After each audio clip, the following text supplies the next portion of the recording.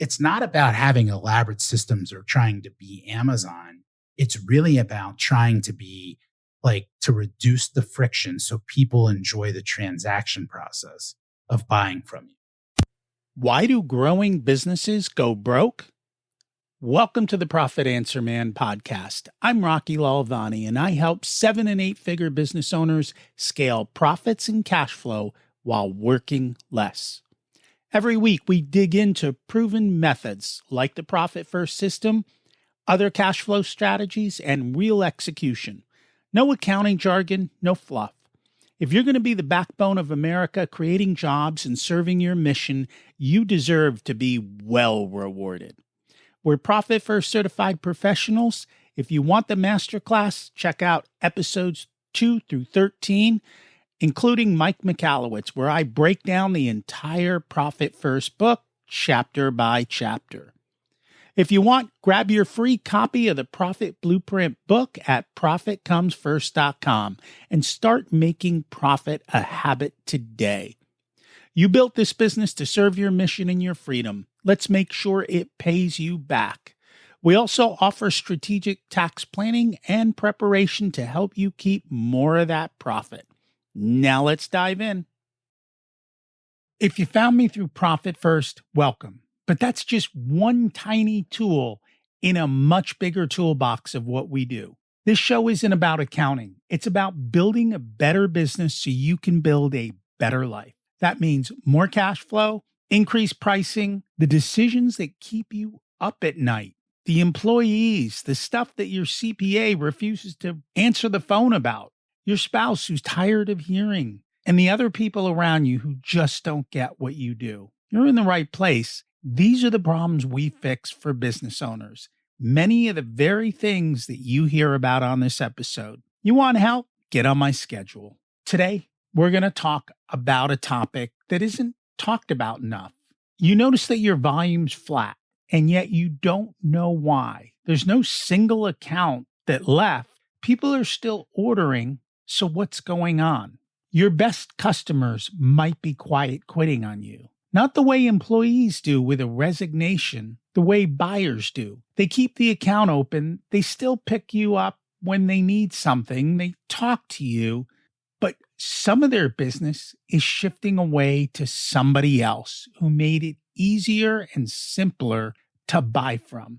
Friction causes lost sales, and most business owners don't even understand how much friction their systems cause. We'll talk about how to find out if that's drifting in your own business, how to fix it, and the fact that it's not about technology, it's about conversations, and it's about what you need to do differently. Let's get into it. My guest today is Ethan Giffin. He is founder and CEO of B2B e-commerce agency and author of Closing the Digital Revenue Gap. Welcome to the Profit Answer Man, Ethan Giffin. It's great to have you join us today. Well, Rocky, thank you for having me here. I'm excited to join the show today. And I'm excited for the conversation as well. Can you share a little bit about yourself and your business? Yeah, absolutely. So my name is Ethan Giffin. I'm the founder and CEO of the B2B e-commerce agency.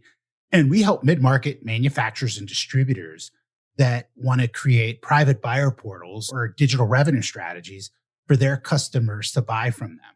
So we come in and we help understand what their customers are thinking about, how they're ordering, and work with them to build an overall strategy that aligns to that. We find that, that every day, more and more people are buying from Amazon and Uber and the Starbucks app and Airbnb and all of these things. And they expect when they go to work with their vendors that they have similar types of systems to help buy from them as well.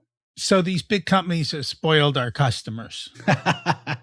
Pretty much. If you really think about it, though, it may not even just be big companies. It's the concept that, the average 23-year-old college graduate entering the workforce today was 5 or 6 years old when the iPhone came out, right? So they've lived their entire lives, their entire teen and adult lives with a smartphone, right? And so I think it is making sure that you are not going to be left behind and that you're not creating too much overall friction for your customers, and building a strategy to help them come in and order and reorder from you over and over again. It's funny. Occasionally I get on Twitter and there's a lot of people in the buy a business space on Twitter.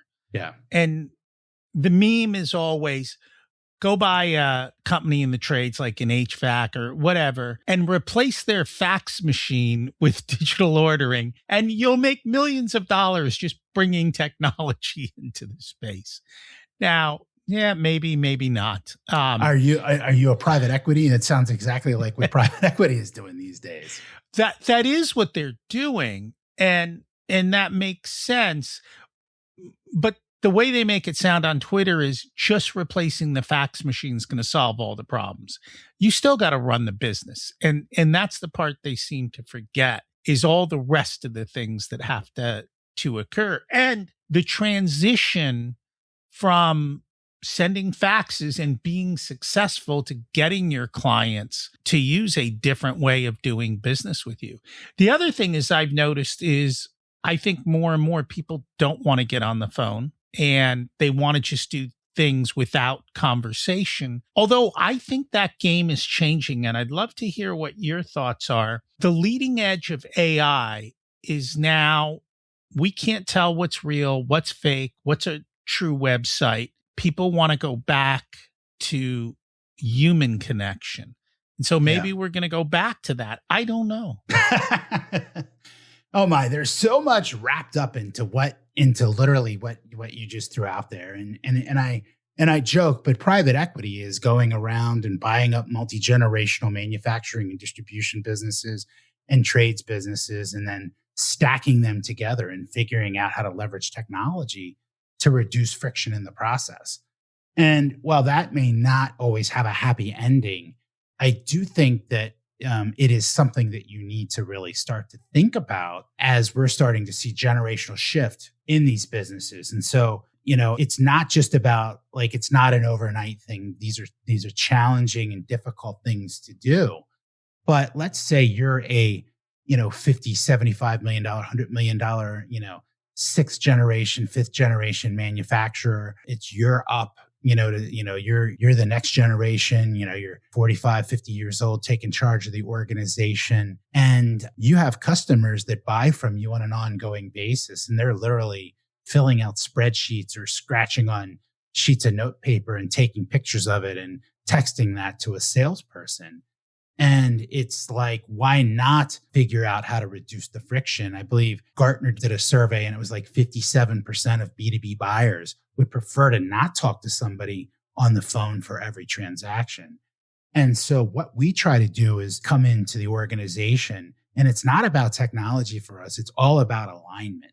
And so it's how do we create the alignment with the leadership team to make sure the head of sales and the head of ops and the head of marketing and the head of finance and the head of IT are all kind of working together in the same direction. And then how do you put your products online and let your customers just come in and reorder them with their custom pricing, their credit terms, and all of those types of things? They still need to interact with their salesperson, but they don't need to do it for every single order. And that allows you to have your salespeople actually sell more, giving them potentially higher quotas, helping them to dig deeper into some of their the long tail customers in their book of business. And so there are strategies that work for this, and people are looking to go in this direction. So they don't want to necessarily talk to some AI bot on the phone, but they also, when I book my HVAC appointments, I don't want to have to call in and talk to somebody. Just give me the scheduling software and let me pick the block that I can go for. And here's the thing I think business owners need to realize. If you're not keeping up, that person has moved on, because we are in the world of speed to answering the phone, speed to booking the appointment. And if you go, I'm just not going to do this, I'm going to ignore this, and your competitor does it, people are going to just leave, and they're not even going to tell you that they left. They may never show up to begin with. You might just never know they were gone.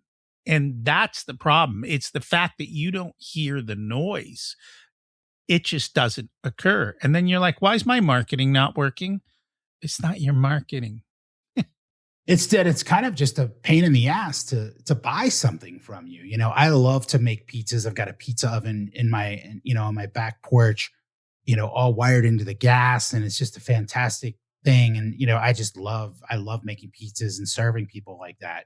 And here in Baltimore, they've instituted a 5-cent grocery bag. You got to pay a nickel for every grocery bag you use. And well, there's one grocery chain that carries the special pepperonis that I like to get that kind of curl up on the sides, like you get on things. And so I only go to this grocery store and pick up, 2, 3, 4 items at a time.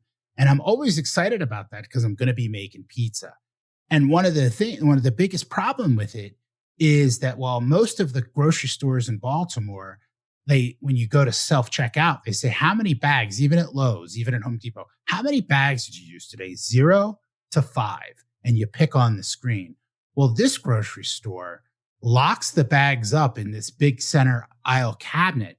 And to get a bag, you actually have to wave down the self-checkout attendant who has to come over, scan his key card, put a bunch of codes in, go over to the cabinet, unlock the paper bag, and give it to you. And it creates so much friction in the sales process that it turned an activity that I'm like, oh, I'm making pizza to, oh God, I got to go to this pain in the ass grocery store again and wait for the damn attendant to come unlock the 5-cent bag and treat me like I'm a felon, because I'm frustrated where I want to get my bag and go. And so every business that we talk to has some kind of friction like that makes it hard for customers to buy from them. And you may say, hey, we're the only ones in the US that manufacture this specific widget, but every business sells things around those widgets. And what we see is kind of like quiet quitting, that they talked about, a couple generations ago. People are quiet quitting on the sales side and just walking away, and they're going to order their consumables and things from other vendors where they can have a shopping list, just log in, add to cart, and then be gone with it, right? And so it's not about having elaborate systems or trying to be Amazon. It's really about trying to be to reduce the friction so people enjoy the transaction process of buying from you. And any small business owner that's in e-com knows what the abandoned cart rates are. At least you should know how many people put something into their cart and didn't finish the checkout cycle. Yep. And I know for us, we talk to our owners about the retargeting campaigns and all the follow-ups with that. But every little piece of friction matters. And it's the same thing. When you call the HVAC company on the phone and nobody answers and talks to you, when you leave a message and you don't hear for 48 hours, you probably called somebody else until somebody actually talked to you and you got the business done. And so removing all of that friction is a major problem. You wrote a book about it. Absolutely. Called Closing the Digital Revenue Gap, 10 revenue blind spots that are costing you more than you think. So what are some of those biggest blind spots that most people don't even realize is a blind spot? Well, it's interesting. And so I wrote this book because I started off on the direct-to-consumer e-commerce side. And over time, many of our customers were also manufacturers. And so they started asking us, hey, can we create a private system for our customers to buy from us? Or, hey, we've home built this private system. It's not working great anymore. Can you help us? Can you help us make it better? And so over the years, I've talked to many manufacturers and distributors and we've helped move forward. And it's everything from, they have a very modern Industry 4.0 factory with automation, but they're still using order forms and spreadsheets on the sales side of things, right? Or, Uncle Bob is the only person that knows how to price products in the entire business. And there's no kind of written logic, or information on how we actually price our products. It could be treating a B2B e-commerce, and that's what we call this B2B e-commerce, treating a B2B e-commerce project like this, just like another website rebuild, and just giving it to the head of marketing and say, have at it, right? So we talk a lot about alignment in this book as well of getting, I call it the 5-legged stool, right? It's getting kind of sales, marketing, operations, finance, and IT kind of working together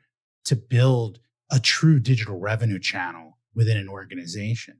And if you're a mid-market, like $50 to $500 million manufacturer, you ought to have at least 10% of your revenue coming through digital channels.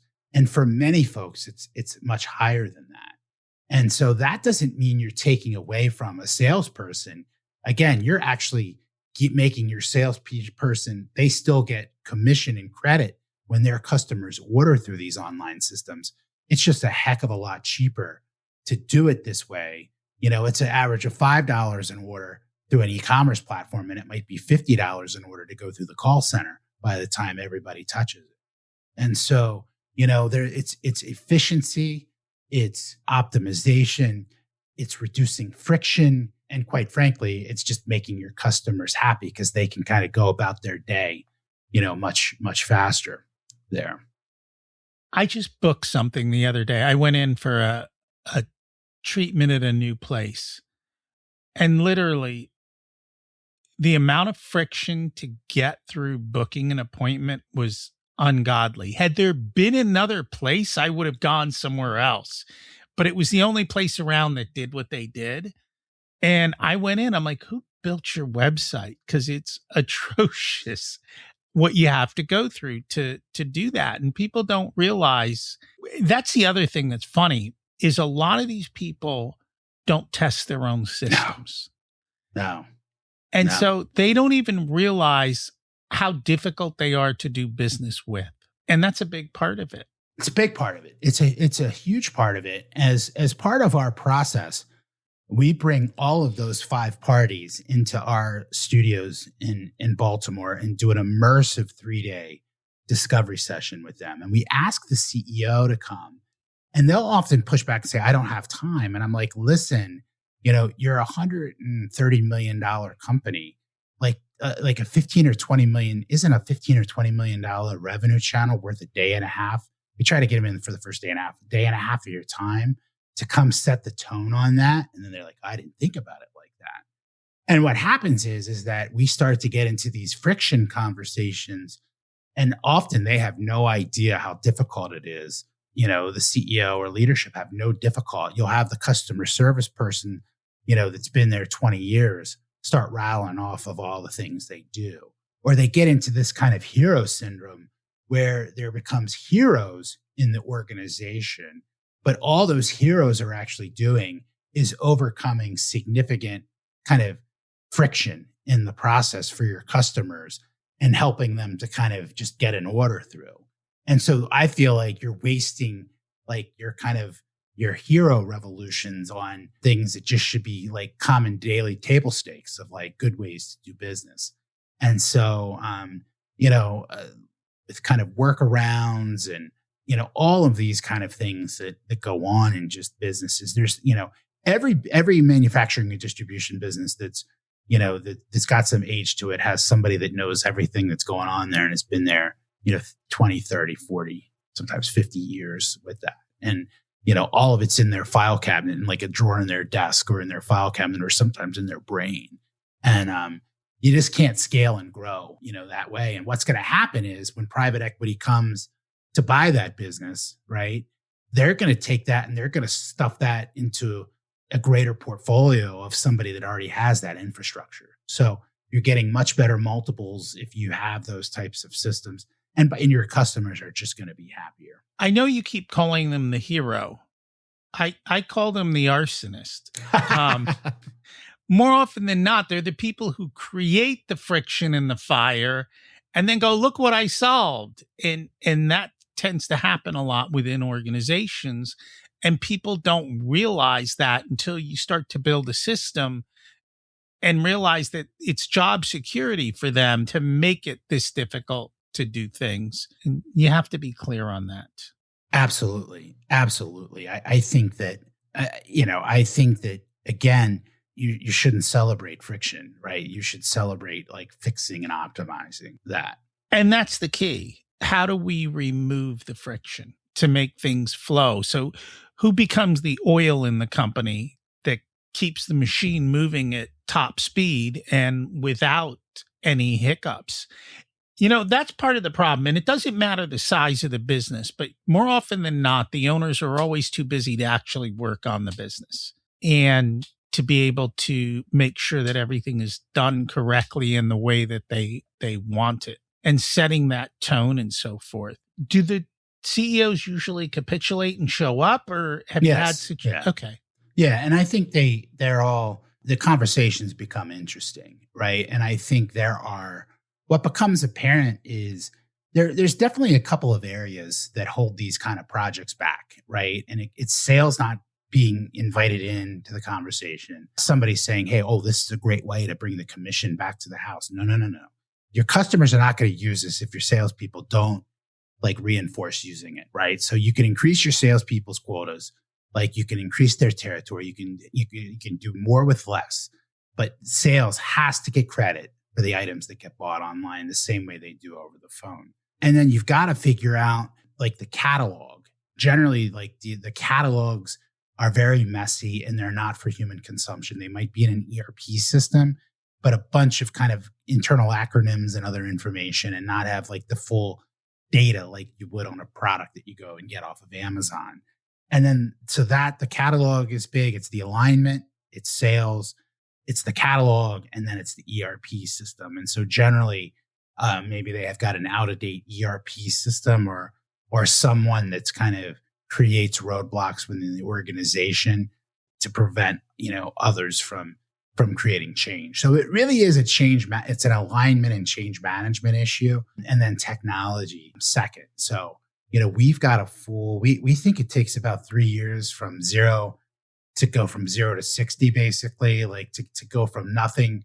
And so we generally spend about the first year doing a deep dive into their organization, coming up with the requirements, helping them pick the technology, and then building it. And then, generally around that takes, anywhere between, 8 to 10 months. Then we pilot it with a handful of customers. Then we help them activate it with all of their customers. And it really takes about a year to get all the customers in there, ordering, and working through, all of the parts of that. And then it's the year 3 is how do we optimize and really grow? Are there additional marketplaces we should be looking at to put your products into? Is there, there's all kinds of ways to think about it. And so that's kind of one side that people talk to us. The other way people call us is they say, hey, I'm working with SpaceX or Tesla or Boeing, and the purchasing manager told me that if we don't implement punch outs or EDI, then they're going to stop buying from us. And that's electronic ways to receive order data from electronic systems, system to system, to let the procurement people buy electronically. And so people will come to us and say, if we don't get this done in 5 or 6 months, they said they're going to stop, buying $20 million a year worth of stuff from us. And so we will help them. So there's generally hey, is there too much friction, or is there an immediate kind of customer-driven need that we need a system like this, and we're going to have to do it? It's interesting you talk about the time frame, because everyone thinks you can implement things quickly, and things take time to implement. But it's also interesting you take the time to do the background research to figure it out correctly. I see most business owners just throw money at the problem and think it's going to get solved and that the expert is going to know what to do.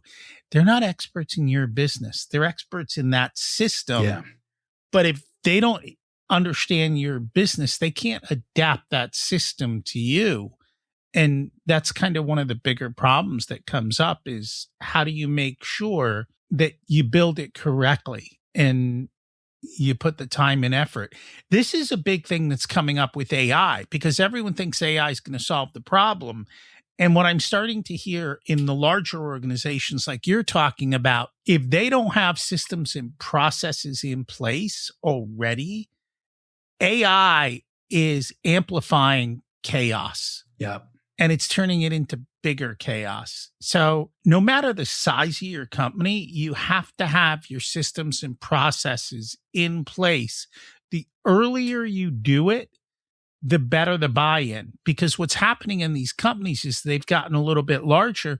They can't get buy-in. And because these people have been there and they're like, this is the way we do it. Whereas if you just start from the beginning of saying, this is how we do things and this is our process, you don't have to go through the pain of change because it is massive. It's massive. It's massive. And the opportunity is massive. And, we will see people spend massive amounts of money on sending paper catalogs like through the mail, right? Versus investing. I'm not saying to fully get rid of that, but I'm like, well, listen, let's take part of that budget and get a videographer on staff, a photographer and videographer on staff, because that's where the world is going, right? So how can we evolve, right? And how can we kind of move forward? And so it's not about losing the essence of the organization or the good parts of the organization. It's all about reducing friction and creating alignment. And it's just these projects can be, challenging at times to kind of work through that as you're going through it. And you've got to be patient and you've got to be brutally honest. And there are times where people say, hey, this is as far as we can take it. And that's okay too. I actually think it's better to be successful earlier than to do some 2-year project that like people don't even remember why we started like doing it. And so people will say, oh, we've got access to 500,000 products and we got to get all of those on the website. And I'm like, well, how many of them actually have you sold in the last year? And they'll say, well, our ERP says we sold about 10 or 11,000 of those, and only about half of those we've sold more than once. And I'm like, let's start with that. Let's start with the 5,000, right, and get those right. Or let's start with 10 or 12 customers of yours that won't fire you, that love you and won't fire you, and make them a part of this process of beta testing and say, hey, we're going to have white glove service through this, but you've asked about it. We're going to do it. Can you help us? And get them a part of that conversation. Let's just get the products that they buy from you online and get them buying those and make those products look really fantastic. So it is about figuring out a path to success and kind of holding people back from, making decisions on these projects that will kill, the momentum. So I know with a lot of small companies, they're implementing a lot more software products. There's tons of industry specific software out there to help them manage all of these things. What I'm starting to see is the cost of software, especially over the last couple of years, has skyrocketed. How do you determine when is the right time to use an off-the-shelf type of system versus custom built? Because the cost of custom built's got to be considerable, or not necessarily. So we don't do custom built. We take, we want to take 80% of what's existing commercially and then configure that and then customize that last 10 to 20% on top of that, right? And so the question is, do you have a commercially available, like what ERP platform are you running, right? And is it something that there are pre-made connectors that exist already? Or can we get your catalog to work with an existing system versus writing your own? And we're not fans of writing your own. We think that becomes somebody's job. And quite honestly, it becomes job security in some ways and gatekeeping with these things. So we implement commercially available systems that we can go in and kind of configure and customize the last mile on and make them work. And I think that's the important thing is find a system that's close enough and then get it to adapt to the way you do things. I think a lot of times people don't do enough research. They bring in a software system and it doesn't meet their needs, or it causes massive amounts of friction inside the company, which becomes very difficult. Yeah. And there's got to be decisions made at a point of like, hey, maybe our SKU system doesn't match what modern e-commerce systems like match how they work, right? And the question is like, just because it's worked for, 30 years doesn't mean we shouldn't like change that. Because if we just adjust it just a little, sometimes it's even just a little, it allows them to fit right into a system and be utilized. Now, then there's a lot of nuance in these projects in terms of parts, like every little nut and bolt and screw and the nuances of those products that are very important. But often there's some psychological parts of this where somebody needs to say, we've got to move forward from this. Or we acknowledge that our pricing books are a mess and we've got to figure out what's the common denominator in this and how can we go forward, for the next 30 or 40 years in a more logical way. And that makes sense. Are there other things that we should have touched on when thinking of implementing something like this that we did not, or maybe some of the mistakes that you might see as we're going through that system? Well, I think, we covered a good bit. I think the biggest thing is not picking the technology before you actually know what it is that you need to build to support your customer, right? And the other part is it doesn't have to be like all in. Like you can figure out a path of implementing a system with key customers and figure out your path of how you kind of stage that and have success. And so we want to try to break down walls between the teams, as much as possible. But if you every time you grow, it requires you to hire more people in your call center to hand type orders into a system. At some point, that is not fully scalable anymore, right? And so you can't just always throw bodies at these things, nor should you. And so over time, over the next 5 to 10 years, I would say definitely in 10 years, over the next 5 years, we're going to see a significant shift of how B2B shoppers, purchasers are buying, and organizations are going to need to start making some moves. I'm not going to say it's all going to go away because of AI and all that other stuff, but I'm telling you, as what's going to happen when somebody that was 0 years old, that was born with an iPhone, versus at 5 or 6, what's going to happen when they enter the workforce, right? And so we're going to see a significant shift in how people buy and work with vendors. And so you've got to understand your clients and what they're looking for and actually have the conversations. Because if you're not having the conversations, you won't even know what happened. And especially for companies that have sales reps, it's figuring out the noise from the signal of what the reps are telling you. You need to get out in the field once in a while and talk to customers and say, how do we best serve you? What are the things that are there? And the further away, that's what I've noticed is businesses grow, the further away the owner gets from the client, the more bloated and the more problems that occur. And so occasionally you got to get back to the front line and see what your front line is telling you, because they've got tons of information of gold, but you've got to go listen. Yep. If any of this resonated with any of your listeners, I'm happy to give them a free copy of my book. They can go to b2becombook.com, b2becombook.com, and fill out the form on that page, and I'll happily send them a copy. It's what they call a compact book. It's about 90 pages. It's easy to read on a plane ride. I actually wrote a 300-page book and was told, hey, that's too much. People don't want to spend, that much time with you. And so I boiled down the stories, from those 10 stories from that and put that together in this book. It's 10 chapters. It's why each of those chapters and stories is important, and 3 things to think about if you feel like you align with those stories. And so, again, happy to send out a free copy to any of your listeners that would like one. And if they want to see your website, what is that? It's b2becomagency.com is our website. B2B, the number 2, ecommerceagency.com. So cool. Well, thank you so much for joining us today. Thank you, Rocky. Really appreciate your time. One thing I want you to remember, your customers are not going to tell you they're leaving. They just stop calling. And by the time the revenue number tells the story, the relationship is gone. They moved on.